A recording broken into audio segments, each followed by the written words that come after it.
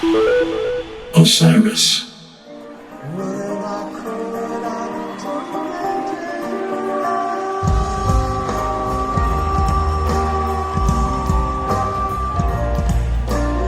Hello, everybody, and welcome back to the Corner of Gray Street podcast and to another rendition of Convos on the Corner. First off, I'm Bruce, and I'm joined as always by Nolan. Nolan, how's it going, man? Oh, it's great.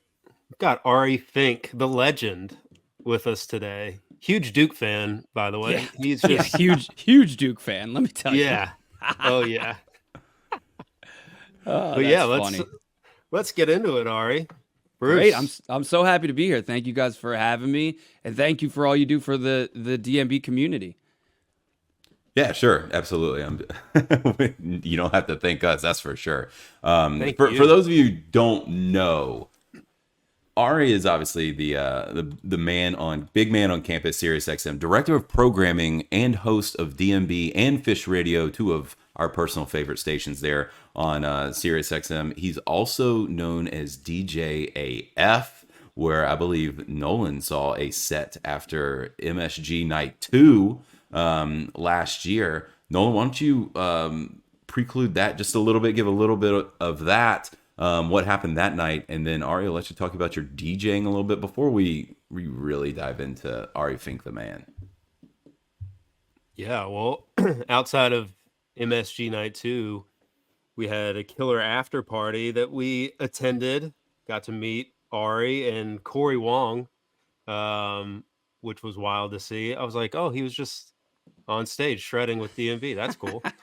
But yeah, Ari, you DJ'd a set, and then Louis Cato and friends played, and they were so good, man. That was such my a great God. after party. Oh my God! Thank you so much for coming, Nolan. I was happy Yeah, to man. see you and to meet you and be in the presence of all of those, immense talents. Like, Lewis is just an absolute ace among aces, and the bands that he puts together are second to none.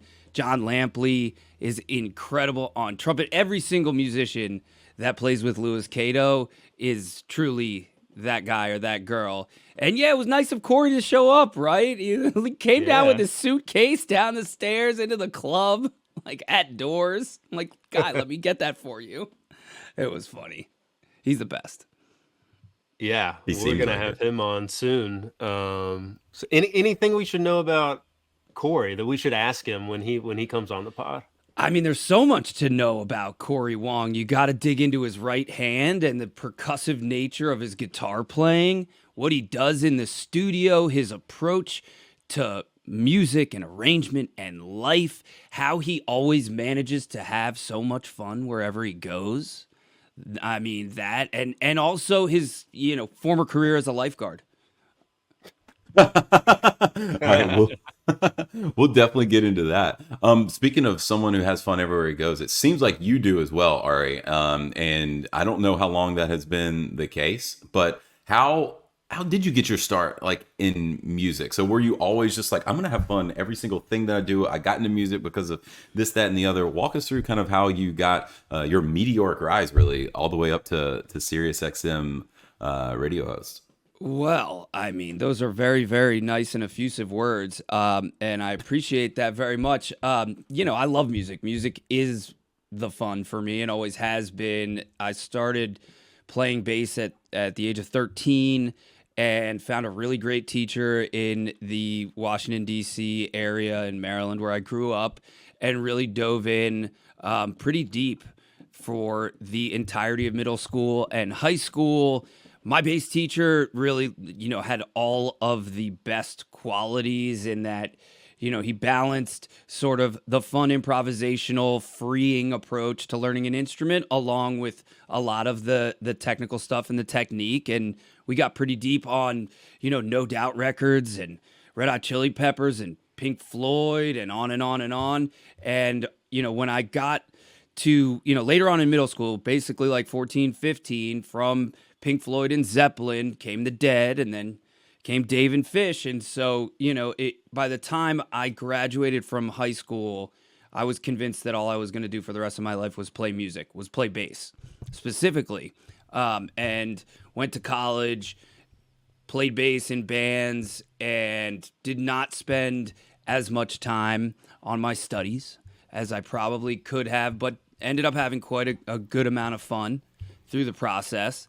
I did study sociology and science and technology, specifically the intersection of it, in college at University of Maryland, which would certainly play a role in what would happen afterwards, because I moved to New York and made a record with my band at the time, and then, that sort of ran its course. And around that time, as I was working in studios and with other bands and here and there, I was approached by a friend who had started working at Sirius Satellite Radio, an emerging technology and music company that happened to be launching one of the first ever artist branded channels with the Grateful Dead.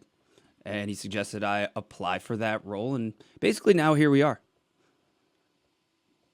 Wow. So That's amazing. all right, I didn't know you were a musician at heart first, and that's how it got everything going. A little bit of like credibility when music No like that. credibility. I'm fine at the bass. I mean, I'm not. Well, I'm actually terrible at this moment in time because I haven't really been shedding or playing at any consistent clip in over a decade. But I used to Same. be able to hang a little bit. And I also, around the time that I stopped playing bass, I started DJing in New York City and had a couple of weekly residencies that were nothing to write home about. At the same time that I started working at SiriusXM, and as things got busier and busier at SiriusXM, and life did what life does, the DJ thing kind of got put down. But now we're picking it back up, and it's super exciting. Love it.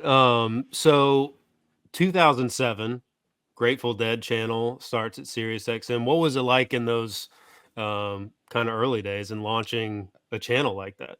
Oh my God, the early days were wild. I mean, I was wide-eyed at 20 some years old and heading into our fancy offices near Rockefeller Center, where Howard had just signed and came on and was broadcasting through one wall, literally.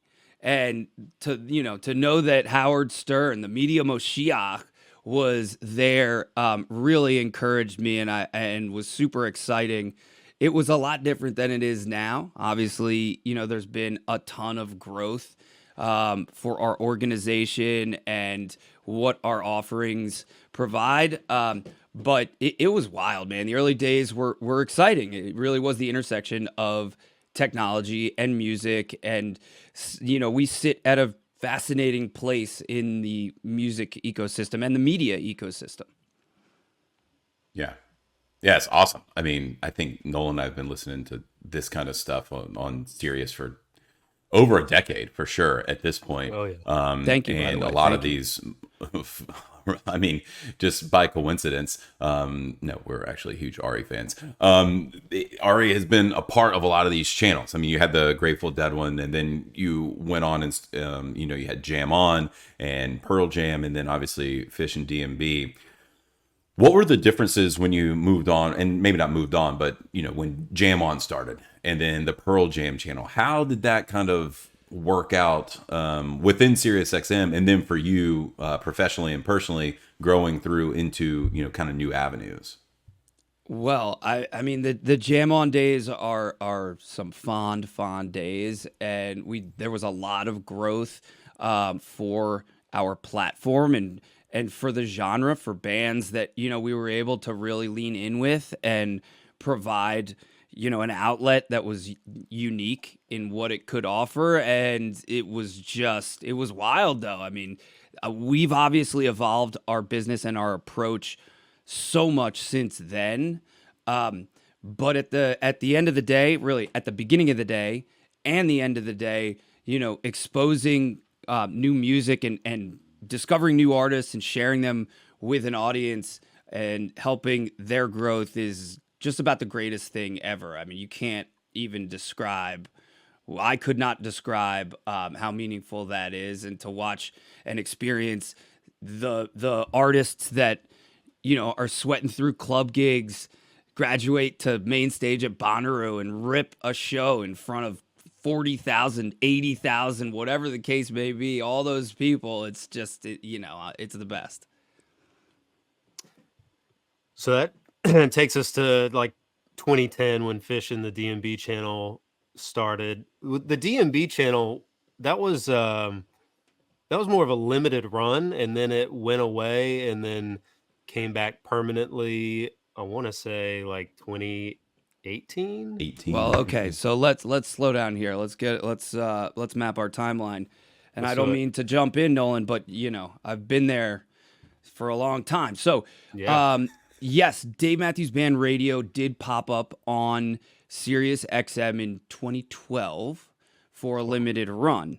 The Phish and Dave Matthews Band channels that I helmed and helped build with our team were launched in 2018. So the 2010 to 2018 was really that time period where I was working heavily on Jam On and also on Pearl Jam Radio, which was a wild experience and very, very informative. And Pearl Jam is one of those bands that grabbed me right away. I mean, I bought the CD at the age of 12. It was probably the very first CD I ever bought in my entire life with my own money until I signed up for Columbia House with my parents' credit card and just kept it rolling with deliveries over and over and over again without them knowing. Like, Pearl Jam was that record for me. And so, it was such a cool time that, really brought a lot of growth and perspective and knowledge and experience, of course. Yeah, that's pretty cool. I didn't realize that about you and Pearl Jam. And that kind of leads into a lot of musical diversity for you, obviously, as far as who you like to listen to. I mean, you're a DJ yourself, been a musician. Phish Radio, DMB Radio, Pearl Jam, all that is a little bit the same but very different, and that gets me kind of into the content of the current channels that you're director of programming for. So Phish and DMB, what really goes into programming a SiriusXM channel itself when you've got, you're handling studio, live, making sure you're not playing too many of the same songs, diving into other bands, other hosts? Kind of walk us through that, and I'm sure we'll have plenty of follow-up questions. Sure, yeah. I mean, from sort of a wide angle view, there is a very, very large amount of thought and care and craft that goes in to any station and any audio experience, starting with what the channel is, its position, and what the ecosystem of content is going to sound like and look like, the style, the substance, all those things on so many different levels. So what you're talking about as far as like, building a database, a music database, and then designing the architecture of what that audio will play out for an audience to is a really, really cool and fascinating technology-driven process that involves, essentially categorizing groups of audio, placing rules and metadata around them, a lot of which is bespoke, like custom metadata, and then organizing a playout structure and an architecture based on those rules with additional parameters, borders, and boundaries established for that framework.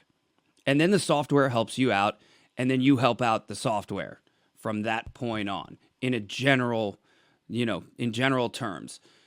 From the specific sort of micro level, working with hosts and designing specialty shows or features, however you want to look at them, that's really also a very fun and creative process, and requires a whole additional skill set and a whole bunch of other aspects of talent relations and crafting sonic palettes and discussing vibe and trying to really find a happy medium between what people expect and what they might not yet know but could like. I mean, just sounds like an absolute dream job. What is available to you like from the DMB catalog, and Sure. because I know you take like a lot of care into, and you're proud of your numbers with repeats and the Right. So repetition and all let's that. get into the repetition. What Bruce and Nolan are Yeah. trying to ask me about is why do you hear, songs over and over again on SiriusXM channels?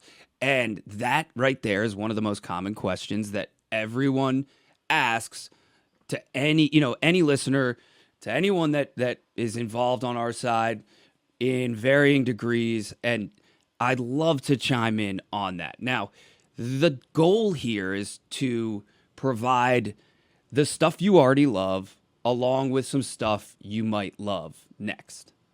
Okay. And there's an element of discovery there and a balance. Everything is about balance. And so what we try to do is really focus on both ends of that scale and do as much as we can to sort of, keep it as even as possible while we really curate through the massive archives in these two bands' cases to ensure that we're focusing on the right, 25%, 20% of material that showcases and features that band in its best possible light with its best shoes on, in the best audio quality, circumstantially, and forever and a day. So, we work closely with these bands to create, ecosystems and communities, and an extension of their brands and their sound. So, there's a lot that goes into it. Now, for a consumer who's flipping around the SiriusXM dial and they're like, I feel like listening to some Dave. And they hit the Dave button on our dial. And like, I'm playing, if I'm playing, Bruce, what's your favorite rarity? Oh, rarity. Rarity. Like, the last stop. Rarer. Let's go rarer than the More last rare. Spoon. Okay, he likes great rarities. Nolan, what's your favorite rarity? Well, I was going to say Spoon, but I'll go JTR. Okay, they both like great rarities. In any case, Spoon and JTR and The Last Stop are songs that many Dave fans aren't going to want to be hearing right away. If you percentagized the entire, Dave Matthews Band fan base plus everyone else who wants to listen to some Dave every now and again, that might not be the song that they want. And so that's why the songs like Tripping Billies and Gray Street and 41 and Ants and on are weighted a little bit, heavier than rarities. Okay. And so we want to provide a little bit on both ends of that scale at all, through any 20, 30, 40-minute window. And I will say that, I do hear and understand the sort of repetition or the perceived repetition of some of my programming in particular, just speaking about myself. And what I try to do is use our software and our rules and our database architecture to protect against, the perception of an actual repeats. I mean, I've got, you can imagine how many versions of Jimmy Thing I've got in there in active rotation. I'll tell you, it's 28 versions, okay? And so what I do is, in the spots where I'm playing Jimmy Thing, first of all, I want to make sure that you don't hear that song on that particular day in that moment. If you're going to work every day and it's Tuesday and then Thursday, do you want to hear Jimmy Thing? No. So I try to separate that out, and I also try to feed, different strong versions through our scheduling so that at least you'll catch another version if you happen to be listening later in the day on Thursday and Jimmy Thing's playing, Plus, if I wasn't playing Jimmy Thing and Ants, and Gray Street and those types of songs, people would notice. I would hear about that too. Trust me. Yeah. Oh yeah. That's a good point. It reminded me of a question that we thought about, and since you brought it up, kind of the difference or how DMB fans overarching look at the channel or their music in general. What's the difference when you see a DMB fan that listens to DMB radio and you have to take mental note or professional note of that, as compared to like a jam band fan, Jam On, or a Phish radio station, for example? What's the difference there when you're curating those? I'm not knocking any DMB fans or fans of that nature, but sometimes jam band fans seem to be less like, oh, I don't need to hear the hits. Like, give me that deep cut or that awesome jam that's just rare or something I've never even heard of before by another artist. Just something like that. What's the difference that you've noticed there in maybe fan bases? Well, it's an interesting question, and you can't make too many generalizations about fan bases as a whole because everything is segmented, right? You've got factions and types of listeners and fans, and you've got the guy who shows up in the poster line, at 5:55, whatever the time, whenever it opens, they got the guy in the poster line, and then you've got, the person who is seeing their first concert of the year and is super excited and loves it, but isn't necessarily like tapped into the fabric of the moment of said artist in general. And so it's hard to generalize, but I will say that the desire for musical discovery is really what has always drawn me to the improvisational sort of genre and those kinds of bands and that cul-de-sac, particularly here on SiriusXM, our little pocket of channels. I love the passion. I love the involvement and the engagement. And, I think it's a really, really great example of why these types of bands have these channels and are at the level that they are. But we really have to balance all these types of fans in one shot, over 24 hours, 7 days a week, 365 days a year. That's tough, man. Nolan, you said dream job. I don't know anymore. That sounds tough. Yeah, it's my goal to convince you by the time I'm done. No, I'm just kidding. It is. It's the best. There's nothing like it. Absolutely nothing like it. And it's a really great challenge to provide as much as I can for every type of fan that I can really program towards. It really seems like you and Dave have a similar challenge when he's coming up with set lists for a show. He knows there are fans that want to hear ants marching and satellite, whereas some of the vets just want to hear the deep cut. So finding a balance there, I'm sure has got to be a big challenge. DMB Friday night concert series, that has been a mainstay on the DMB channel for the last several years. I think it's one of the coolest things you guys have done with the channel. How did that idea come to fruition, and how was adding that element like a new level of excitement for you, especially getting to be at some of those shows? I think when DMB came back for 2021 after COVID, and you're interviewing them pre-concert, can you just kind of talk about that experience? Yeah, the Friday Night Concert Series is dope. I'm a huge fan of it, and it provides an amazing, lens on Dave Matthews Band in the moment in time, in this moment in time, whatever it may be. And, I'm so honored that Dave's team and the team at SiriusXM entrusted us to execute on such a grand scale, because broadcasting concerts, it's not the easiest thing in the world. There are a ton of logistics that go into it, and it's one of the greatest things. I love it the most. It's so special, and everyone has really stepped up to the plate on all sides. When we were talking about Dave's channel, and the conversation sort of evolved into a more full-time opportunity, this seemed like the most logical place to invest our resources, time, and effort into, providing something special for fans and listeners. And it's turned out to be really, really, really fun. Dave's mix engineer is great at what he does. We've all, really tried to be nimble, and when we can provide a pre-show and interview band members and be there on the ground and cover it from a content perspective before the band gets on stage. It's always really, really fun. And even when, that's not possible, being able to deliver these shows to anyone wherever they are, it's one of my, most proud things that we've executed, that we continue to execute, and that we continue to deliver every single summer.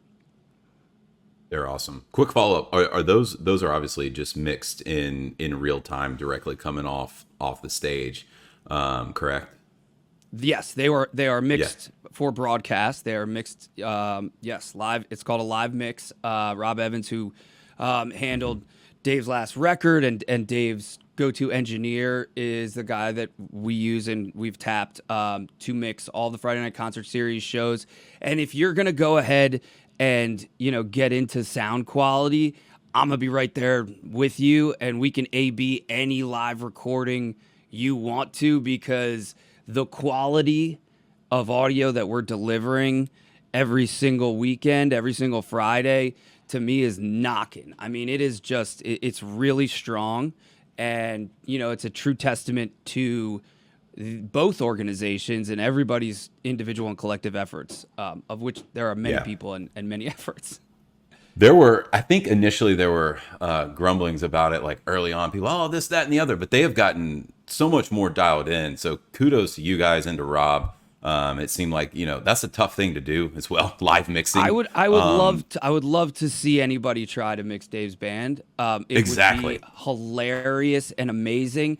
And there's a lot going on, right? It's all a balance. The thing about mixing DMB is that it's a completely unique sonic palette, right? You want the guitar to be driving. You want the vocals to sit on top. You want to hear Carter thundering through, but you want to round out Fonz. And then you've got the horns punching in, and you've got those guys singing backups, and there's delicate parts, and there's loud parts, and the dynamic range is really unlike anything else out there. So, it's one of those things that, yes, we've certainly worked very, very diligently to try to always improve from launch. But I go back and listen to those 2018 and 2019 recordings and those mixes, and compared to what else is going on, period, they're still great. As far as it got to be tough to do 7 guys on stage at once at the least. Then you've got guests and all those other people that jump in there, so that's wild. But piggybacking off of that, then you go to having one person, the Live from Home series that Dave did some during COVID and all that, and a little bit thereafter. How did that idea come to be? Do you know who birthed that idea, so to speak? And they've just been so extremely popular. They were awesome. So obviously congrats to everybody on that, and thanks to Dave and everybody on the team. But give us a little background on those too. Sure. I mean, the pandemic was weird, right? I mean, especially for everyone. It was super weird, and it provided a ton of challenges and completely reshaped our existence as a humanity, and listening habits and patterns of travel, and all, the lack of connectivity, and all of these things that are just, you couldn't imagine a scenario like that happening. And for us, the thing that we really strove to do in that moment as programmers is provide a deeper connection to the artists that our subscribers and fans love. And so Live from Home really was not some sort of genius brain stroke of 1 or 2 people. It was kind of all of us being like, hey, how about we do this? And how about we make it a series? And how about we get videos? And, the idea of playing Nurse's favorite songs, and people who were really, really on the front lines of dealing with this situation on a really important high level were the most motivating factors on both sides. But also, creating something that people could look forward to, and was fresh and new and really authentic to what Dave does as an artist, was also something that was not that hard to dial up or consider. And I'm laughing because it was. I mean, what else are we gonna do? It's not like he's gonna play a show. First of all, I mean, yeah, he could do the thing from his studio without the fans. But I will say that in general, bringing artists closer to fans and subscribers is at the very, very, very top of our priority list. And so this was just an extension of that in a really trying moment. They were so good. I mean, I still remember tuning in live to see what Dave was going to play. And I think you guys do a great job too with like fan engagement, like send in your videos and audio to request certain songs and then playing them on the radio is like amazing. And to piggyback off that, thank you so much for giving us the soundbite of the guy saying, "Whoa, these boys have something to say," because that is the best. It's become the podcast tagline some too. I let me tell you something. People message that to us. These boys got something to say.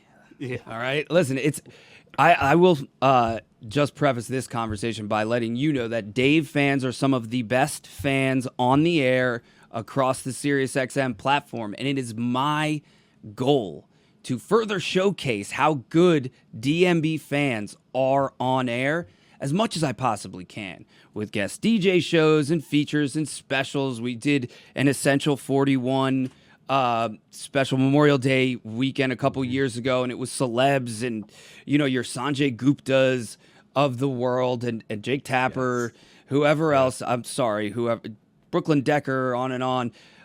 But the fans are awesome on the mic. You guys are killing it. And forget the boys having something to say. It's the Dave fans that have something to say. And we love capturing the excitement, the energy, and the way that Dave fans can describe and hype and you know, paint the picture for listeners. And real quick, shout out to Brian Cullen. My guy Cullen at SiriusXM is one of our producers who does amazing work on the fan capture side. And if you've ever been to a show and you've seen me out there interviewing fans, it's usually with him. And he's the you know, burly, short, real strong guy dressed in all black, looks like an Irish punk because he is. And he's a sweetheart. He's the nicest, sweetest guy that you'll ever meet. So don't, you know, let his appearance fool you. Those are so good. Okay, so obviously doing a DMB podcast, one of our goals is to interview members of the band, specifically Dave. Do you have any tips for how to interview Dave? Because he is, to me, seems like a tough guy to pin down and stay like focused on the task at hand. So, you know, what is it? What's the secret to interviewing Dave Matthews? Man, when you find out, you better tell me. The secret to interviewing Dave. I mean, he certainly is a hilarious, irreverent, insightful interview, and it makes for a very interesting experience. And it's all about the moment. All I can tell you is, you know, being in the moment is the way forward with anyone, and especially with him. I wish I had a roadmap for you. I'm still trying to figure it out, but like, have fun, you know, be yourself and try to think about where everybody's at in that moment, not just you, but him and your audience. And you guys are going to be great. I mean, Dave's the man. He's hilarious. He's very disarming, and it's a fun experience interviewing him for the first time, especially because he's such a sweetheart and he's a little self-deprecating, and he makes it easier for you than you might imagine. I love that. Right. That's kind of a great analysis of Dave in general, but of y'all's interview experiences. And just on top of that, you said he's hilarious.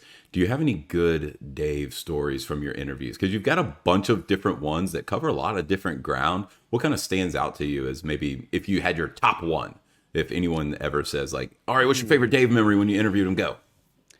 Well, I guess I would say if I had to pick one, it would be back in 2019 when I asked him if he was aware of how many children had been conceived with his music playing in the background or in the foreground. The way to disarm him.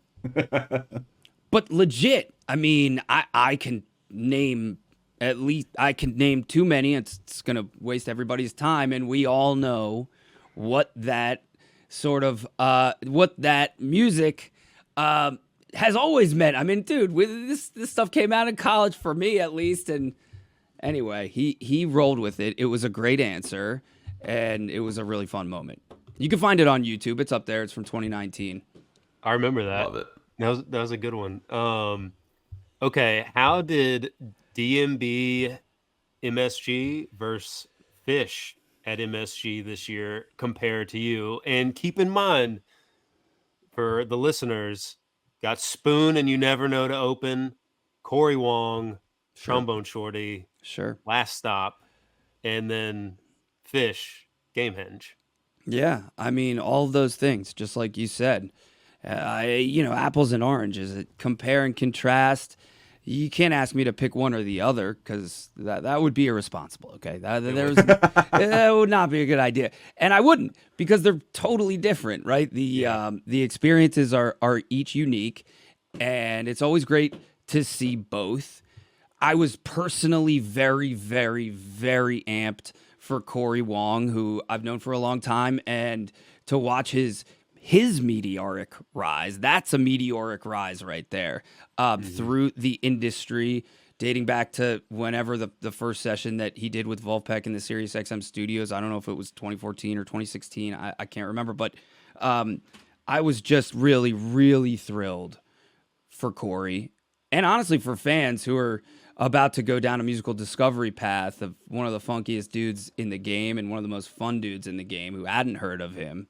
So there was that, and Gamehenge on New Year's Eve was completely, it was all the things that you've already heard about. I mean, it was a moment. It was like a moment, you know what I mean? For Phish fans, I loved the Rhombus. Seeing the Rhombus rise was the coolest thing ever. They did some really incredible things on the production side, and as they always do. Super special experience. Yeah, most DMB fans probably listening right now don't know what Gamehenge means, so we'll spare them all of the details. But that's on you, man. Amen, brother, preach. But they may be a little bit more familiar with another band that we've become huge fans of, and that's Goose. And you saw kind of a offshoot of them, Orebelo in Mexico. Number one, are you a Goose fan? And two, how was that Orebelo experience? And then a little Bob Weir sit-in as well. Yeah, great. Goose. I've always been a Goose fan. I mean, I certainly have enjoyed their music for quite some time and been very, very proud and excited about their growth, about their songwriting, about their style, and about, just their ability to really corral and gather a fan base of like-minded people 100%. And Rebelo is awesome. They're phenomenal. It's three of the dudes. The guy who plays percussion in Goose, Jeff, actually plays upright bass beautifully, along with Rick and Peter. And the sit-ins at Dead Ahead were aces. I mean, it really was very, very, very cool. Yeah, we're about as big a fans of them as Dave and Tim, that whole kind of acoustic situation. So, glad you got to see it, but we're jealous. Well, they're going to keep playing. You're going to be able to see them. We'll figure it out. Those guys are young, man. I know they are. Let's look ahead. We don't need to look back. I mean, you got a lot of exciting music to catch in your future. That's how I feel. Yeah, Goose just came out with summer tour dates and new TED tapes, so we've been locked in on that this week. There you go. Very exciting. And then before we get to our rapid fire segment, what do you have a favorite part of working in the music business?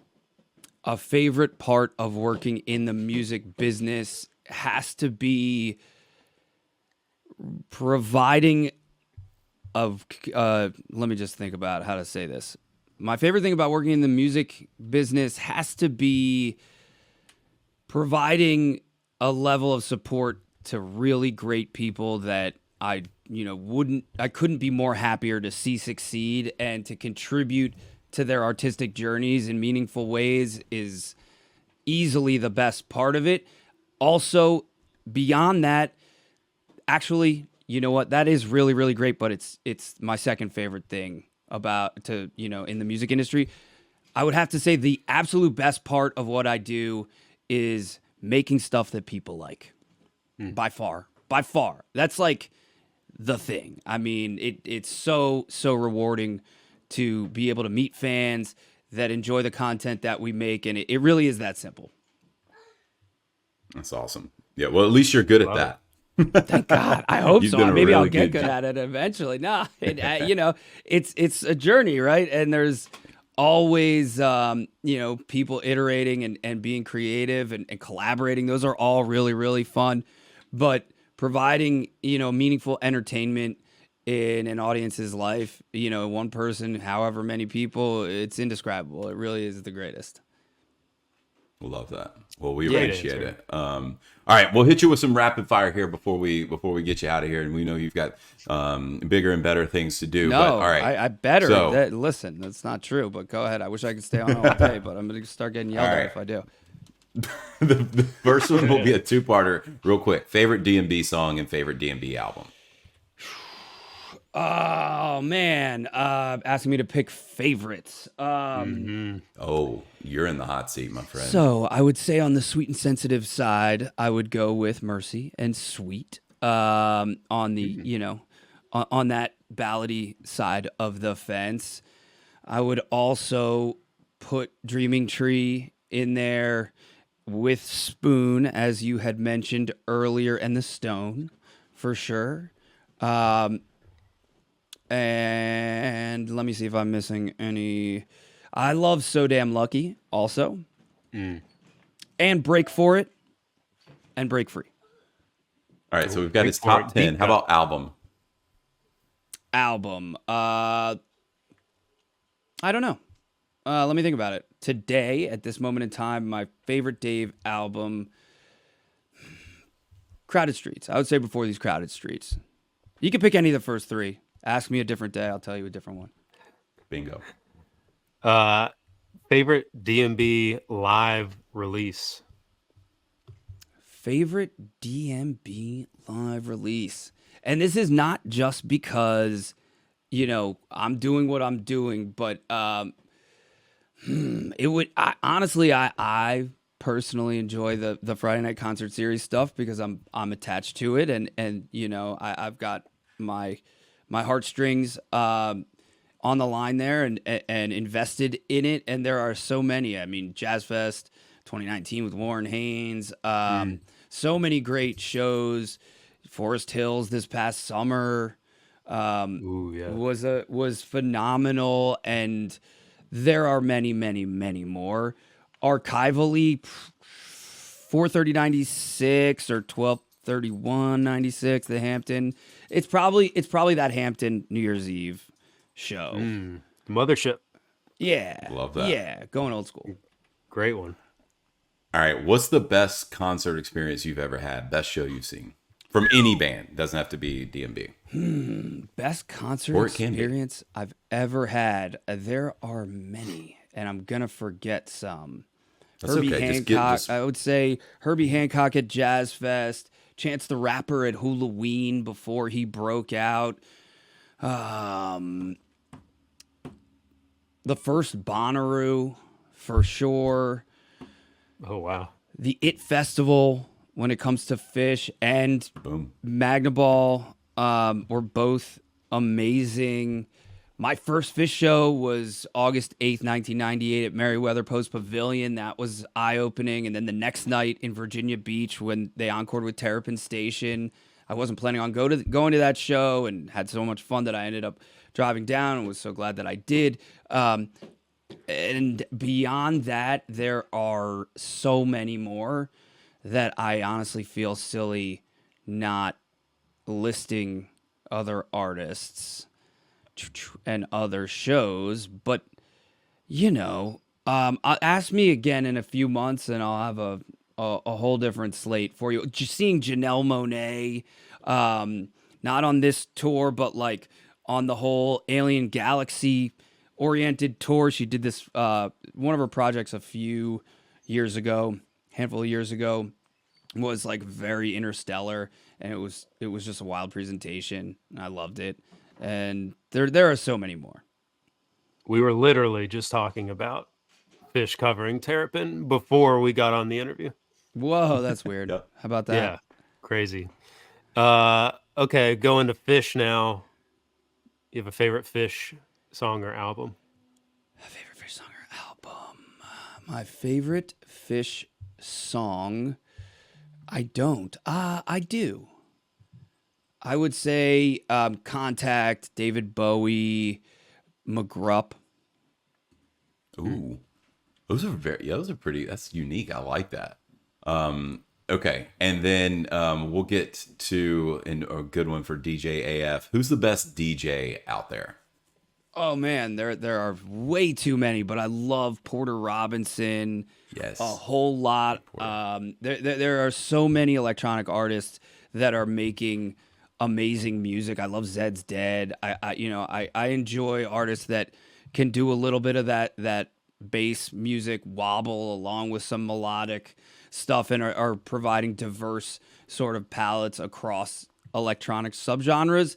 There are so many. I also like, the more chill, slower, easy breezy acts like Frank Moody and Parcels and Poolside in that lane as well. Really, really great to listen to. One of my favorite emerging electronic artists is named Maddie O'Neill. She's from Denver. She's going to have a huge year this year.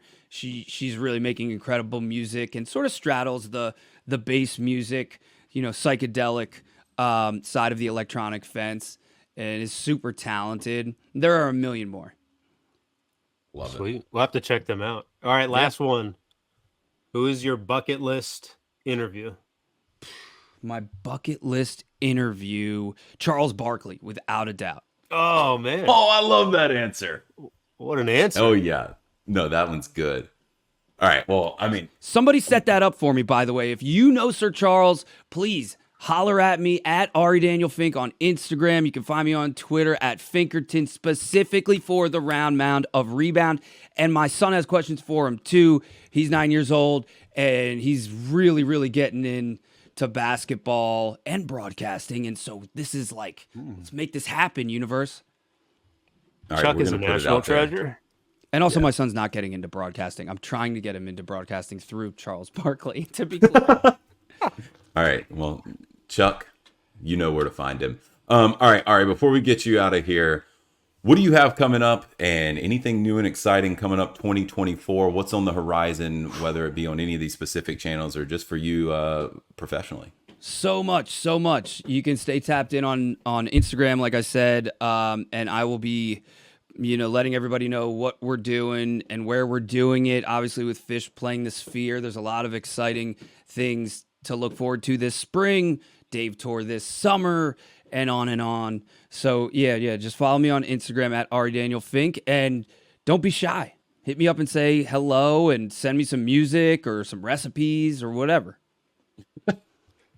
Recipes. I'm a saucier in my separate, in my free time. I do enjoy making sauces and cooking very, very often. So, just put All that right, in your pocket. next SiriusXM Wow. Ari Fink pre-DMB show thing is going to be Chef Fink, and we're going to see what you can come up with while everyone stands in line and waits for your concoction. Ari, thanks so much, man. We appreciate you hopping on, obviously, with us today, but most importantly, everyone appreciates everything you've done for all of these music communities and all across SiriusXM. Keep rocking on, dude. It's been awesome. Yeah, appreciate it. And this was a ton of fun. Nolan, take us out of here, dude. Yeah, well, Ari, have fun in Mexico. And Go it's a Terps. great- That's what you're great looking trip. Go for. Go Terps. Terps. Go Terps. Oh. Let's go. Mute his mic. what rivalry. You What guys are rivalry. awesome. I really appreciate what you guys are doing, and keep at it. And we'll be talking again soon, for sure. Thanks, Ari. And hopefully we'll see you on the road this summer, and we'll see the rest of you later on the corner of Gray Street.